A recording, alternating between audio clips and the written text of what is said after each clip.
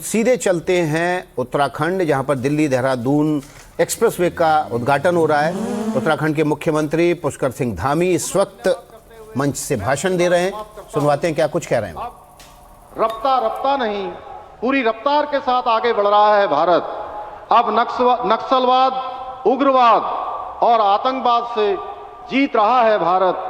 अब अर्थव्यवस्था, महिला सशक्तिकरण, स्वरोजगार के साथ साथ नवाचार में भी कीर्तिमान बना रहा है भारत। अब दुश्मन के घर में घुसकर सिंदूर का बदला ले रहा है भारत। अब अंतरिक्ष में उपग्रह के साथ साथ मिसाइल भी छोड़ रहा है भारत।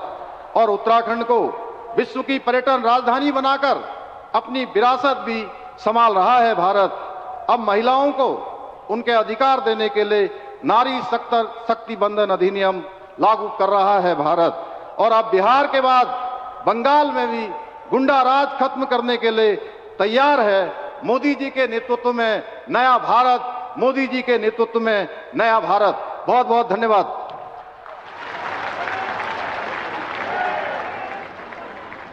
बहुत बहुत आभार माननीय मुख्यमंत्री उत्तराखंड श्री पुष्कर सिंह धामी जी का। देवियों सज्जनों, आज की इस पुनीत बेला में अब समय है दिल्ली देहरादून आर्थिक गलियारे के चारों चरणों के उद्घाटन का। मैं विनम्र निवेदन करूंगा माननीय प्रधानमंत्री श्री नरेंद्र मोदी जी से रिमोट का बटन दबाकर दिल्ली देहरादून आर्थिक गलियारे का उद्घाटन करने की कृपा करें अपने कर कमलों से। तो देखिए, दिल्ली देहरादून एक्सप्रेसवे का उद्घाटन कर रहे हैं प्रधानमंत्री। बटन दबाकर उन्होंने शिलापट्ट का पर्दा हटाया और इसी के साथ औपचारिक तौर पर दिल्ली देहरादून एक्सप्रेसवे का उद्घाटन हो गया। 213 किलोमीटर लंबा है, 12,000 करोड़ की लागत से बना है। 350 से ज्यादा इसमें टनल हैं। 12 किलोमीटर लंबा स्ट्रक्चर निर्माण और राष्ट्र निर्माण का जो कार्य हो रहा है, इसका बहुत लाभ दिल्ली, उत्तर प्रदेश और उत्तराखंड के लोगों को भी मिला है। बेहतर कनेक्टिविटी का उत्तराखंड के विकास से गहरा नाता है। इसलिए आज राज्य में 2 लाख करोड़ रुपए से अधिक की परियोजनाओं पर काम चल रहा है। ये परियोजनाएं उत्तराखंड में विकास को नई गति दे रही हैं। तेज और समग्र विकास की इसी श्रृंखला में आज का दिन ऐतिहासिक है, जब माननीय प्रधानमंत्री जी लगभग 12,000 करोड़ रुपए की लागत से बने 213 किलोमीटर लंबे 6 lane Delhi Dehradun access controlled economic corridor का उद्घाटन कर रहे हैं। इस एक्सप्रेसवे से देश की राजधानी दिल्ली और देहरादून के बीच का सफर 6 घंटे से घटकर मात्र 2.5 घंटे हो जाएगा। इससे जहां उत्तर पूर्वी दिल्ली को जाम से राहत मिलेगी, वहीं ISBT रिंग रोड एवं दिल्ली मेरठ देहरादून मार्ग पर ट्रैफिक दबाव भी घटेगा। जाम मुक्त दिल्ली के लिए ये परियोजना मील का पत्थर साबित होगी। ये कॉरिडोर पूर्वी दिल्ली, बागपत, मुजफ्फरनगर, शामली, सहारनपुर और देहरादून को जोड़ेगा। इसके हरिद्वार स्पर से हरिद्वार ऋषिकेश तक पहुंच बहुत आसान हो जाएगी। इसके कारण अगले साल हरिद्वार में होने वाले कुंभ में देश दुनिया से आने वाले श्रद्धालुओं का आना भी सुगम होगा। दिल्ली देहरादून इकोनॉमिक कॉरिडोर पर बने 10 इंटरचेंज के कारण शामली अंबाला राजमार्ग, मेरठ बागपत राजमार्ग, मेरठ करनाल राजमार्ग और पानीपत शामली मुजफ्फरनगर राजमार्ग से भी सीमलेस कनेक्टिविटी मिलेगी। इस कॉरिडोर में 31 बड़े अंडरपास, 57 छोटे अंडरपास, 3 ROB, 4 बड़े पुल, 41 छोटे पुल, advance traffic management system, 18.6 kilometre elevated corridor और डाट काली देवी मंदिर के लिए एलिवेटेड यू टर्न बनाया गया है। साथ ही यात्रियों की सुविधा के लिए 12 वे साइड अमेनिटीज भी विकसित की जाएंगी। ये कॉरिडोर सस्टेनेबल डेवलपमेंट की भी मिसाल है, क्योंकि वन्य जीव संरक्षण के लिए 370 मीटर सुरंग और 12 kilometre wild life friendly elevated corridor बनाया गया है। इसमें 200 मीटर के हाथी अंडरपास और 8 वन्य जीव अंडरपास हैं। दिल्ली देहरादून इकोनॉमिक कॉरिडोर को प्रस्तावित शामली गोरखपुर राष्ट्रीय राजमार्ग से भी जोड़ा जाएगा, ताकि पश्चिमी उत्तर प्रदेश के बागपत, शामली और मुजफ्फरनगर को पूर्वी उत्तर प्रदेश के गोरखपुर, कुशीनगर तक सीधी कनेक्टिविटी प्राप्त हो।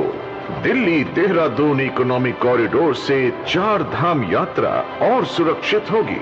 कृषि और औद्योगिक उत्पादों को तेज और बेहतर लॉजिस्टिक सपोर्ट से बड़ी मंडियों तक सीधी पहुंच मिलेगी और रोजगार और स्वरोजगार के नए अवसर बनेंगे। माननीय प्रधानमंत्री जी के मार्गदर्शन में दिल्ली, उत्तर प्रदेश और उत्तराखंड की डबल इंजन सरकार राज्य और देश को अग्रणी आर्थिक वाणिज्यिक केंद्र तथा पर्यटन, तीर्थाटन, योग और आयुर्वेद के वैश्विक हब बनाने की दिशा में ऐसे ही संकल्पबद्ध प्रयास करती रहेगी।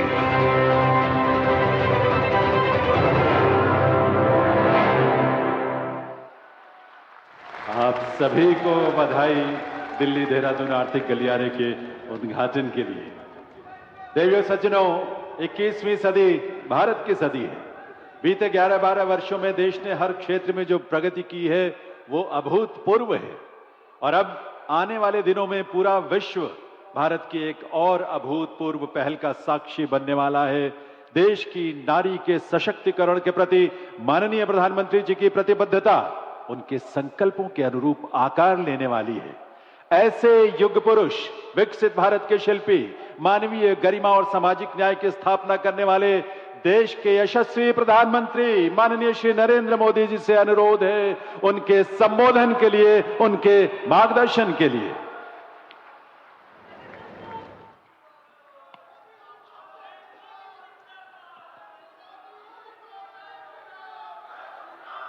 भारत माता की, भारत माता की,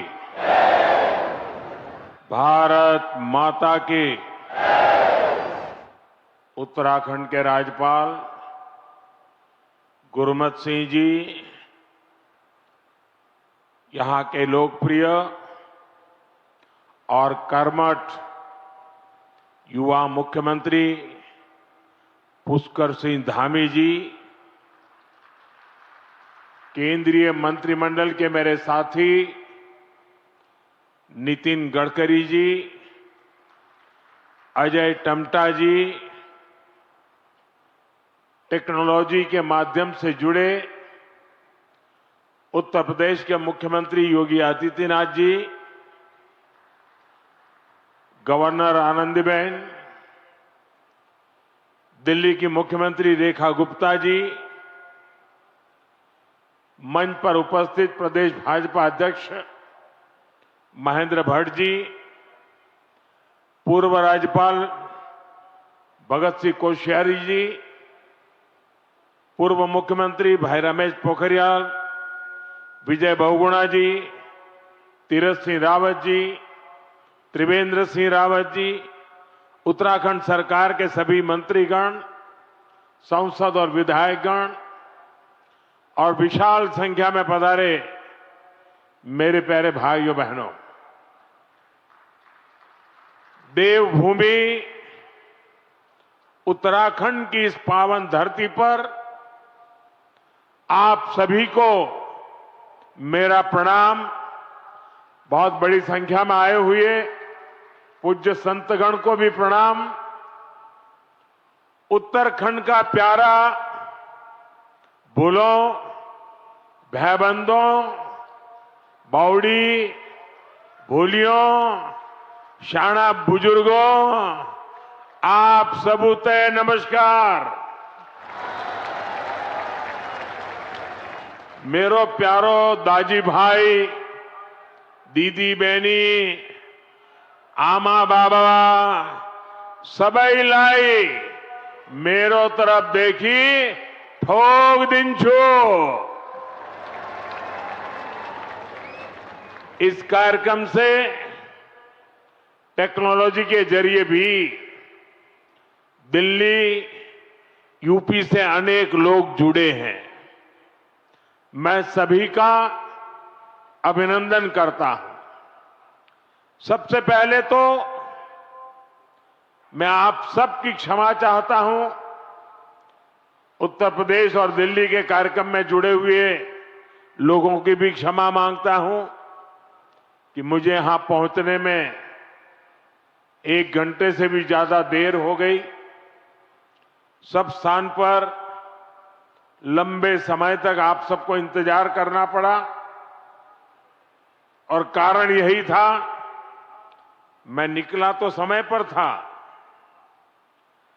लेकिन करीब करीब 12 किलोमीटर का रोड शो काली मंदिर से लेकर के यहां तक, इतना उत्साह, इतना उमंग कि मेरे लिए तेज गति से गाड़ी चलाना बड़ा मुश्किल हो गया। तो धीरे धीरे लोगों को प्रणाम करते करते, जनता जनार्दन के आशीर्वाद लेते लेते यहां पहुंचने में मुझे 1 घंटे से भी ज्यादा देर हो गई और इसके लिए मैं आपकी क्षमा मांगता हूं। और ऐसी धूप में 12 किलोमीटर ये जन सैलाब, ये उत्तराखंड का प्यार, माताओं बहनों का आशीर्वाद, मैं आज उत्तराखंड से एक नई ऊर्जा लेकर के जाऊंगा, नई प्रेरणा लेकर के जाऊंगा और मैं इसके लिए हर किसी का हृदय से आभार व्यक्त करता हूं। साथियों, आज देश में पर्व त्योहार की उमंग है। विभिन्न विश्वों में नववर्ष का आगमन हुआ है। मैं देशवासियों को बैसाखी, बोहाग बिहू और पुथांडू की शुभकामनाएं देता हूं। साथियों, अगले कुछ ही दिनों में यमुनोत्री, गंगोत्री, बाबा केदारनाथ, बद्रीनाथ धाम की यात्रा भी शुरू होने जा रही है। इस पवित्र समय का देश के कोटि कोटि आस्थावान श्रद्धा भाव से इंतजार करते हैं। मैं पंच बद्री, पंच केदार, पंच प्रयाग और यहां के आराध्य देवों को श्रद्धापूर्वक प्रणाम करता हूं। मैं संतला माता को भी नमन करता हूं। यहां आने से पहले मुझे मां डाट काली के दर्शन करने का सौभाग्य मिला है। देहरादून शहर पर मां डाट काली की बड़ी कृपा है। दिल्ली देहरादून इकोनॉमिक कॉरिडोर के इतने बड़े प्रोजेक्ट्स को पूरा करने में माता डाट काली का आशीर्वाद बहुत बड़ी शक्ति रहा है। साथियों, उत्तराखंड राज्य अपनी स्थापना के 25 वर्ष पूरा करने के साथ ही 26वें वर्ष में प्रवेश कर चुका है। आज दिल्ली देहरादून एक्सप्रेसवे के उद्घाटन के साथ इस प्रगति में एक और बड़ी उपलब्धि जुड़ी है। आपको याद होगा, बाबा केदार के दर्शन के बाद मेरे मुंह से अनायास निकला था कि इस शताब्दी का तीसरा दशक उत्तराखंड का दशक होगा। मुझे बहुत खुशी है कि डबल इंजन सरकार की नीतियां और उत्तराखंड के लोगों के परिश्रम से ये युवा राज्य विकास के नए आयाम जोड़ रहा है। ये प्रोजेक्ट भी उत्तराखंड के विकास को नई गति देगा। इस एक्सप्रेसवे का बहुत बड़ा हिस्सा यूपी से होकर गुजरता है। इससे गाजियाबाद, बागपत, बड़ौद, शामली और सहारनपुर जैसे अनेक शहरों को भी बहुत फायदा होगा। टूरिज्म के लिहाज से ये प्रोजेक्ट बहुत अहम है। मैं पूरे देश को इस प्रोजेक्ट की बहुत बहुत बधाई देता हूं। साथियों, आज डॉक्टर बाबा साहब आम्बेडकर की जयंती भी है। मैं बाबा साहब को कोटि कोटि देशवासियों की ओर से श्रद्धांजलि अर्पित करता हूं। बीते दशक में हमारी सरकार ने जो नीतियां बनाई, जो निर्णय लिए, वो संविधान की गरिमा को पुनः स्थापित करने वाले रहे हैं। आर्टिकल 370 हटने के बाद आज पूरे देश में भारत का संविधान लागू है। जिन दर्जनों जिलों में माओवाद, नक्सलवाद खत्म हुआ है, वहां भी अब संविधान की भावना के अनुरूप काम हो रहा है। देश में समान नागरिक संहिता लागू हो, यह हमारे संविधान की अपेक्षा है। उत्तराखंड ने संविधान की इस भावना को आगे बढ़कर और उस भावना को आगे बढ़ाकर पूरे देश को राह दिखाई है। साथियों, बाबा साहब का जीवन गरीबों को, वंचितों को, शोषितों को न्यायपूर्ण व्यवस्था देने के लिए समर्पित था। हमारी सरकार आज उसी भावना के साथ हर गरीब, हर वंचित को सच्चा सामाजिक न्याय देने में जुटी है। और सामाजिक न्याय का एक बहुत बड़ा माध्यम देश का संतुलित विकास है। सबको सुविधा है, सबकी समृद्धि है। इसलिए ही बाबा साहब आधुनिक इंफ्रास्ट्रक्चर की, औद्योगिकरण की भरपूर वकालत करते थे। साथियों, भविष्य की दशा और दिशा क्या होगी, अक्सर लोग इसके लिए हाथ की रेखाओं को दिखाते हैं। जो भविष्यवेत्ता होते हैं ना, वो हस्तरेखाएं देखते हैं और हर व्यक्ति के भविष्य के विषय में बताते हैं। मैं इस विज्ञान को तो नहीं जानता हूं, लेकिन कहते हैं कि ये भी एक शास्त्र है। अब ये तो हो गई व्यक्ति के भाग्य की, जो उसके हाथ में रेखाएं हैं, उसकी बात। लेकिन मैं अगर इसी संदर्भ को राष्ट्र जीवन से जोड़ करके देखूं, तो राष्ट्र की भाग्य रेखाएं कौन सी होती है? राष्ट्र की भाग्य रेखाएं ये हमारी सड़कें होती हैं, हमारे हाईवे होते हैं, हमारे एक्सप्रेस वे होते हैं, एयरवे, रेलवे, वाटरवे, ये हमारे राष्ट्र की भाग्य रेखाएं होती है। और बीते एक दशक से हमारा देश विकसित भारत बनाने के लिए विकास की ऐसी ही भाग्य रेखाओं के निर्माण में जुटा हुआ है। ये विकास की भाग्य रेखाएं सिर्फ आज की सुविधाएं नहीं है, ये आने वाली पीढ़ियों की समृद्धि की गारंटी है। और ये मोदी की भी गारंटी है। बीते दशक से हमारी सरकार राष्ट्र के इन विकास रेखाओं पर अभूतपूर्व निवेश कर रही है। मैं आपको एक आंकड़ा देता हूं।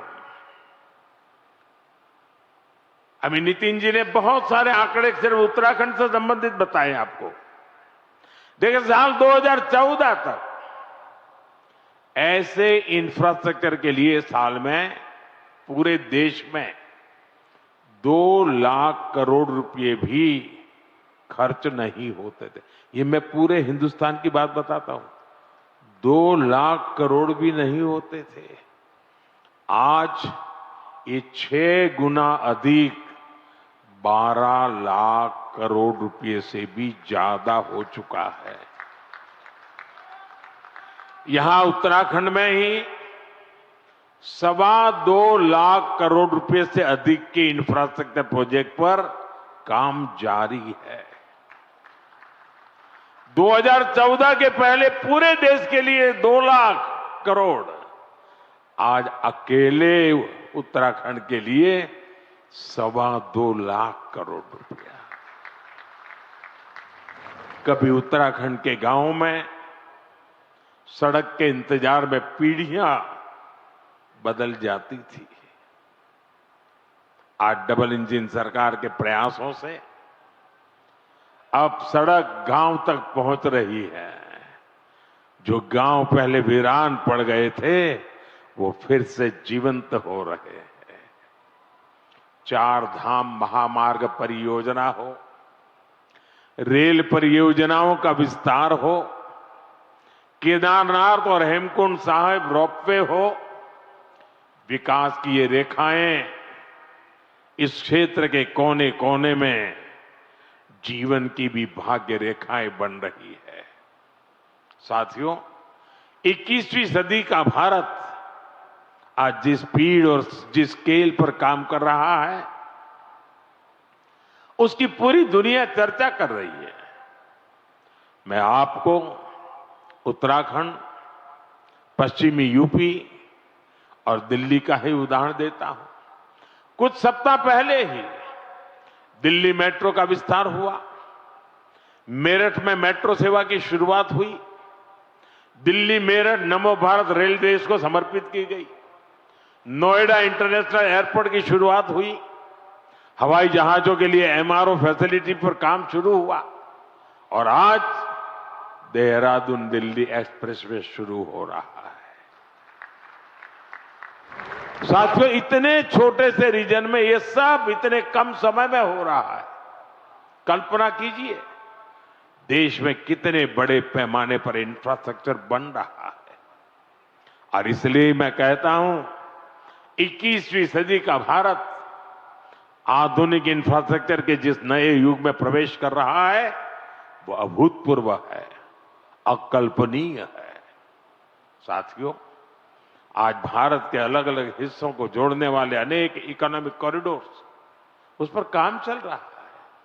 जैसे Delhi Mumbai industrial corridor, Bengaluru Mumbai industrial corridor, east coast economic corridor, Amritsar Kolkata industrial corridor, ऐसे बहुत से इकोनॉमिक कॉरिडोर देश में बनाए जा रहे हैं। इकोनॉमिक कॉरिडोर प्रगति के नए द्वार है, गेटवे हैं, डोर है और इनसे उम्मीदों की डोर भी जुड़ी हुई है। इकोनॉमिक कॉरिडोर सड़क के अलावा नए नए व्यापार कारोबार का मार्ग बनाते हैं। फैक्ट्रियों के लिए, गोदामों के लिए पूरा नेटवर्क, उसका आधार तैयार करते हैं। साथियों, देहरादून दिल्ली इकोनॉमिक कॉरिडोर से भी इस पूरे क्षेत्र का कायाकल्प होने जा रहा है।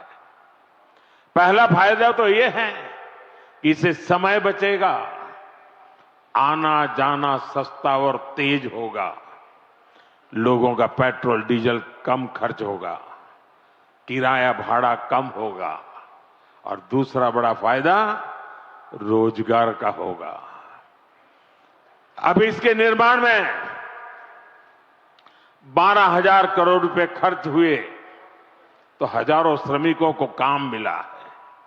साथ ही जो इंजीनियर है, अन्य स्किल्ड वर्कफोर्स है, ट्रांसपोर्ट है, उससे जुड़े साथी हैं, उनको भी बहुत बड़ी मात्रा में काम मिला है। किसानों और पशुपालकों की उपज भी अब तेज गति से बड़ी मंडियां और बड़े बाजारों तक पहुंचेगी। साथियों, इस शानदार एक्सप्रेसवे से उत्तराखंड के टूरिज्म को बहुत ही बड़ा फायदा देगा। देहरादून, हरिद्वार, ऋषिकेश, मसूरी और 4 धाम यात्रा के लिए ये सबसे प्रमुख मार्ग बनेगा।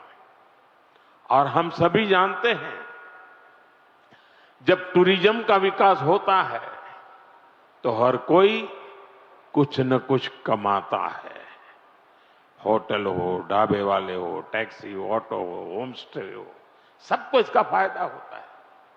साथियों, मुझे खुशी है कि आज Uttarakhand winter tourism, winter sports और मेड इन इंडिया शादी के लिए बहुत बेहतरीन डेस्टिनेशन बनता जा रहा है।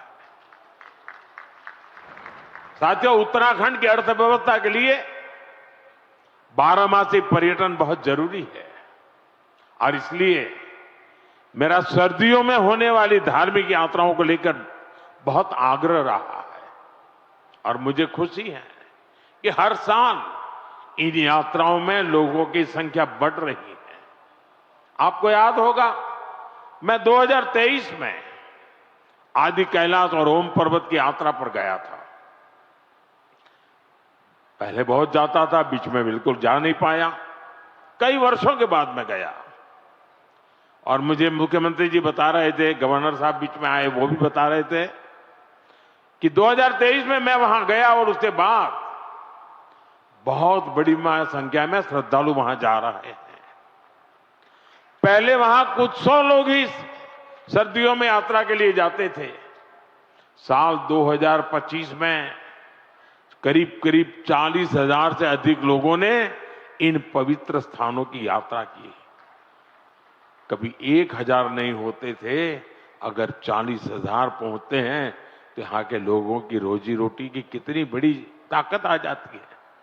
इसी तरह 2024 में शीतकालीन चारधाम यात्रा में करीब 80,000 श्रद्धालु आए थे। 2025 में यह संख्या 1.5 लाख पार कर चुकी है। साथियों, हम ऐसा विकसित भारत बनाने में जुटे हैं जहां प्रगति भी हो, प्रकृति भी हो और संस्कृति भी हो। और इसलिए आज होने वाले हर निर्माण को इन्हीं त्रिवेणी, प्रगति, प्रकृति और संस्कृति की त्रिवेणी, इन्हीं मूल्यों के आधार पर विकसित किया जा रहा है। इंफ्रास्ट्रक्चर से इंसानों को भी सुविधा हो और वहां रहने वाले वन्य जीवों को भी असुविधा न हो, ये हमारा प्रयास है। और इसलिए ही इस एक्सप्रेस वे पर करीब 12 किलोमीटर लंबा एलिवेटेड वाइल्ड लाइफ कॉरिडोर भी बनाया गया है। हाथियों को भी असुविधा ना हो, इसका भी ध्यान रखा गया है। वैसे साथियों, मैं आज देश भर के सभी पर्यटकों और तीर्थयात्रियों से भी एक आग्रह करना चाहता हूं। हमारे पहाड़, ये वन क्षेत्र, ये देवभूमि की धरोहर, ये बहुत ही पवित्र स्थान है। ऐसे स्थानों को साफ सुथरा रखना ये हम सभी का कर्तव्य है, यहां रहने वालों का भी और यात्री के रूप में आने वालों का भी। इन इलाकों में प्लास्टिक की बोतलें, कूड़े कचरे का ढेर, ये देवभूमि की पवित्रता को ठेस पहुंचाता है। इसलिए बहुत आवश्यक है कि हम देवभूमि के इन स्थलों को, हमारे इन तीर्थ स्थलों को स्वच्छ रखें, सुंदर रखें। साथियों, अगले वर्ष हरिद्वार में कुंभ का भी आयोजन होना है। हमें आस्था के इस संगम को दिव्य, भव्य और स्वच्छ बनाने में कोई कोर कसर बाकी नहीं छोड़नी है। साथियों, उत्तराखंड में नंदा देवी राज जात यात्रा भी होती है। ये आस्था का उत्सव तो है ही, ये हमारी सांस्कृतिक चेतना का भी जीवंत उदाहरण है, जहां मां नंदा को बेटी मानकर पूरे सम्मान के साथ विदा किया जाता है। इस यात्रा में बहनों बेटियों की भागीदारी इसे विशेष बनाती है।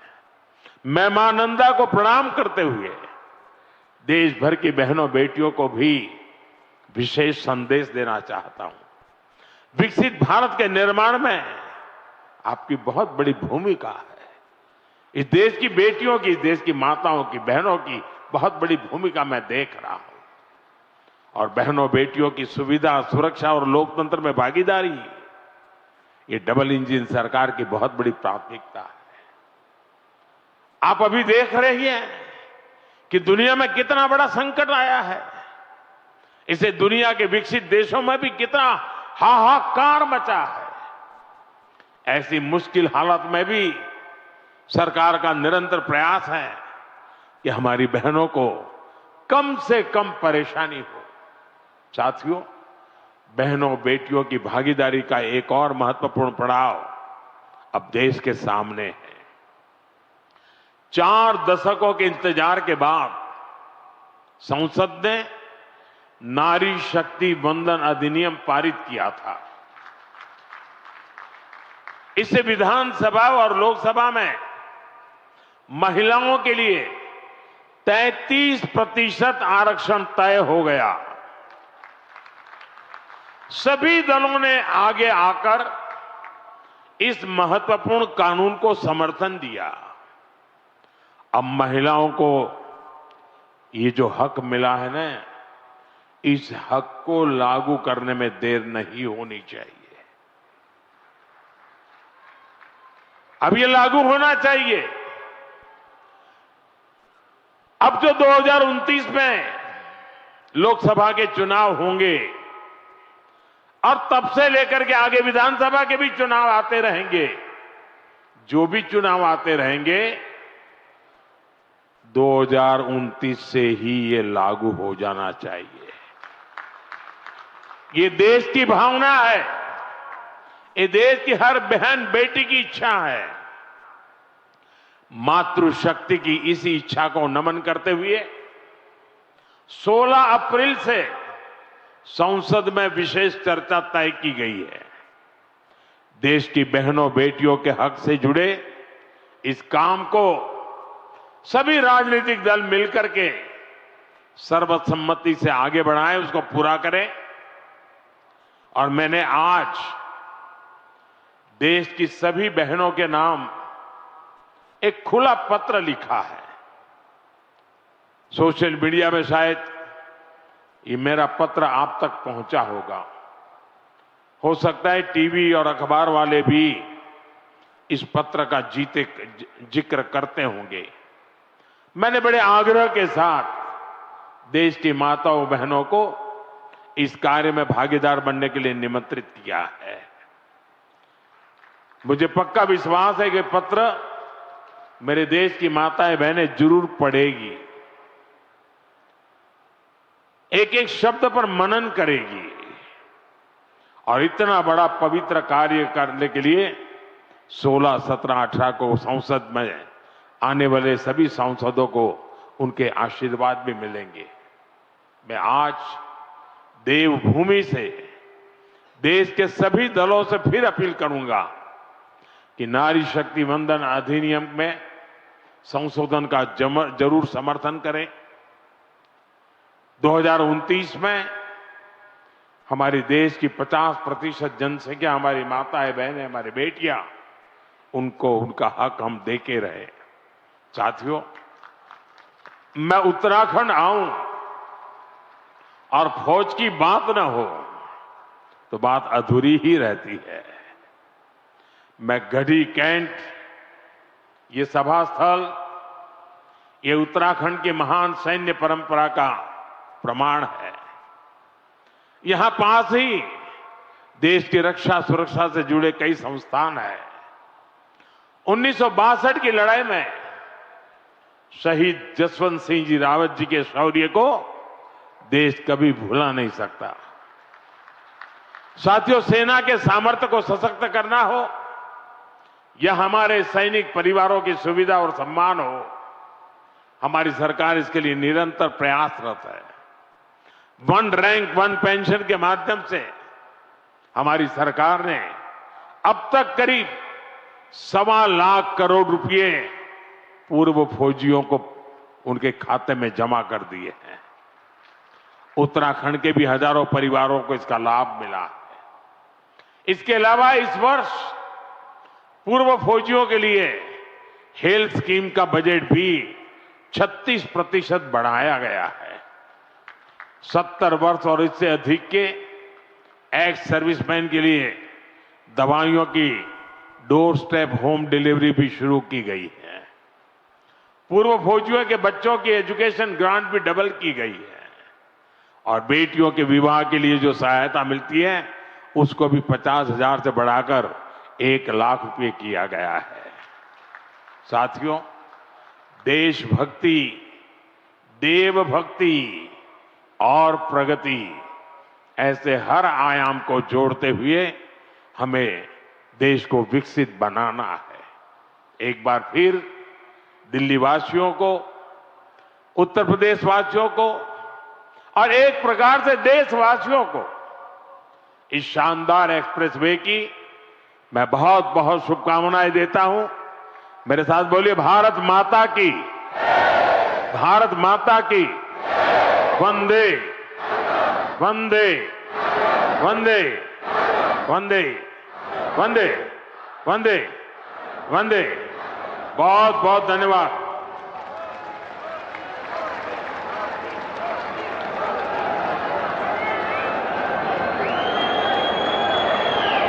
मोदी उन्होंने कहा कि पिछली बार केदारनाथ की यात्रा के दौरान उनके मुख से अनायास निकला था कि इस सदी का जो तीसरा दशक है वो उत्तराखंड का होगा और उसकी शुरुआत इसी एक्सप्रेस वे से हुई है।